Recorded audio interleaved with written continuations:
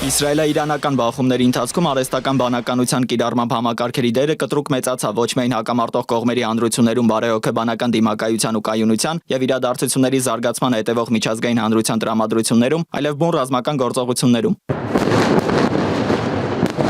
Մասնավորապես Իսրայելի երկաթե գմբեթ հակարդյուրային պաշտպանության համակարգը կիրառում է արհեստական բանականությամբ ալգորիթմներ, մուտքային հրթիռների ու ԱԹՍ-ների ուղիները արագ հաշվարկելու եւ հասցեագրվող վտանգը կանխատեսելու համար։ Սա թույլ տվեց իրական ժամանակում բարձր արդյունավետությամբ որսալ Իրանից արձակված հրթիռների ու անօդաչու սարքերի զգալի մասը։ Վերլուծությունները փաստում են, որ մեքենայական ուսուցման բարելաված մոդելները կարողացել են կանխատեսել անօդաչուների թռիչքի ուղիները, բարձրացնելով խոցման արդյունավետությունը մինչև 96%։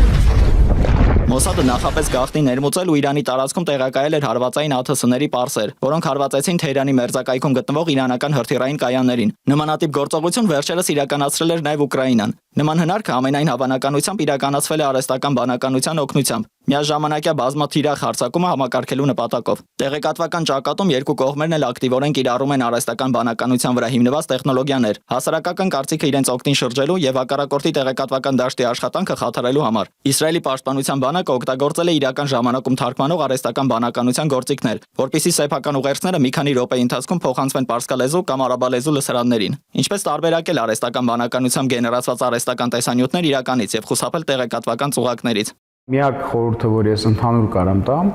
գլխավորը նայեք որտեղից եք նայում ինչ որ նյութ։ Եթե դա ինչ որ լուրջ աղբյուրա, լուրջ լրատվամիջոց է, այդ դեպքում կարող համոզված լինեք, որ իսկական է։ Իսկ ինչ որ Telegram-ում եւ սոցցանցերում տարածվում է, ես խորհուրդ կտամ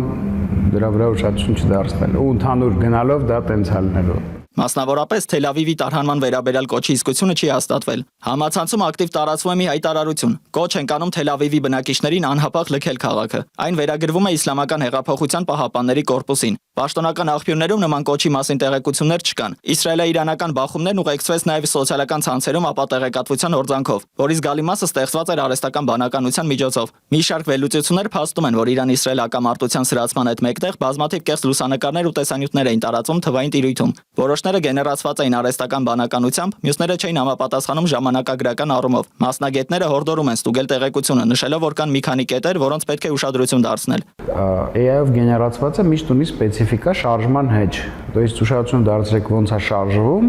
շարժումը եթե մի քիչ ավելի գրաֆիկային նման է, ավելի կոմպյուտերային խաղի նման է, կարա դա ծառայի որպես ապացույց, որ դա գեներացված է, եւ երրորդը դա որակն է, որպես կանոն որակը շատ գեր լավ չի լինում, դա նաև հատուկ են անում, որպեսզի դու դետալները վատ տեսնես, բայց նաև այն եմ ասում, եթե ուզենաս անես տենց որ չտարբերվի, գոյություն ունեն թուղեր, որ իր որակը լավացնում է եւ դարձնում է բարդ։ 2025 թվականի բախումներն ընդգծեցին արհեստական բանականության կարևորությունը ժամանակակից հիբրիդային հակամարտություններում։ Տեղեկատվական դաշտում արհեստական բանականությունը խորացրեց տեղեկատվական ճգնաժամը, դժվարացնելով ճշմարտության բացահայտումը։ Նման մեթոդները ցույց են տալիս, որ արհեստական բանականությունը ոչ միայն ռազմական, այլև հոգեբանական պատերազմի գործիք է, որի ազդեցությունը կշարունակի անշեղորեն աճել։ Դավիթ Գենջոյան, Վարդան Պողոսյան, Reopen Media։